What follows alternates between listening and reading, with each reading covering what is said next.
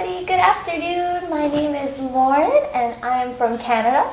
And today I'm going to be introducing to you Japanese style toilets. So Japanese style toilets are very different from Western style toilets. So I would like to show you. So let's take a look together. Come on in. So you might be surprised at what this toilet can do. So let's see. See that? It can open automatically by itself. So every time you need to use the toilet, the whole toilet experience is a lot more enjoyable, I think, in Japan because of all the special features that Japanese toilets have. So in Japan there are two types of toilets. There's this one, which is really common, and then there's the older style squat toilets in the ground, which you may have seen pictures of before. But in most homes, like 70% or more, there's these kind of toilets. And each one is a little bit different, but I'm going to show you the features of this one. So you can see that this toilet's on because the light is on, so that means it's already plugged in. You can see the plug down here. Most Western toilets, they don't plug into the wall, at least in Canada and America they don't.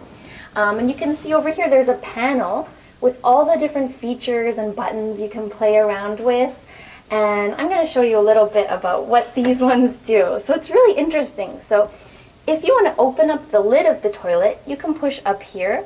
You can close it, open it, and you can even put the seat up for guys. So you can take a look over here. The seat's going to automatically go up and down by itself, and even close by itself too.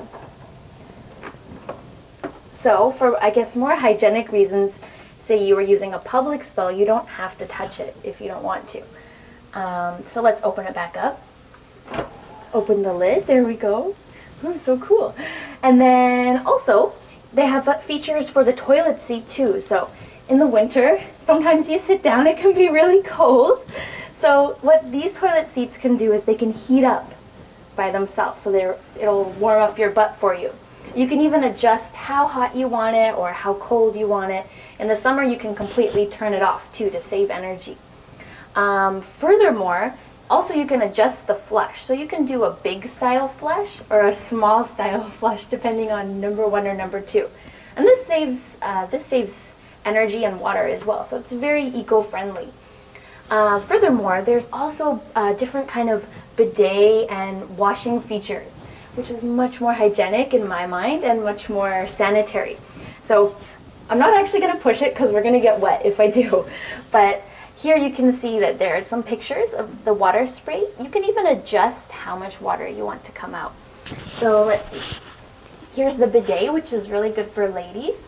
And you can do from like a more stronger type of spray to clean your backside after number 2. You can do a little bit more gentler one as well. And you can even adjust, how much water you want. As well as there's like a massage feature which will kind of move the spray back and forth, back and forth. Sounds so luxurious, doesn't it?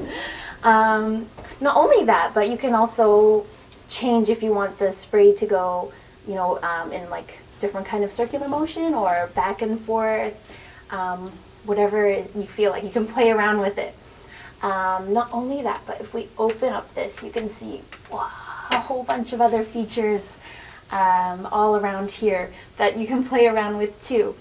So there is different type of like timers or other modes that you can use on your toilet, like when you want it to turn on, when you want it to turn off to save power. And whoops, we'll put that back up there.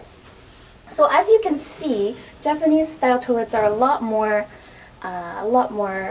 luxurious and almost glamorous in a way. I wish we had these type of toilets in Canada, but unfortunately, if you want one, it'd be really expensive. And I think it'd be difficult to maintain because you'd have to find a technician if it broke who can actually work on and repair these kinds of things. Even in department stores in Japan, malls, shopping malls, they also have these. It's not just for homes, but they're very common in homes too. It's not rare at all to see them. A lot of features do remain the same, such as the bidet and the temperature heating for your seat, as well as like the big flush or the small flush.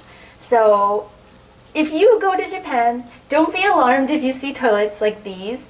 There's some functions that you should remember that are really useful, such as a lot of people, when they come to Japan, they don't know which button is for flushing, which is quite essential.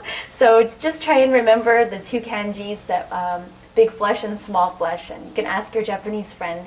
I'm sure you won't have too many problems, but enjoy playing with Japanese toilets when you come to Japan. All right, thank you very much for watching.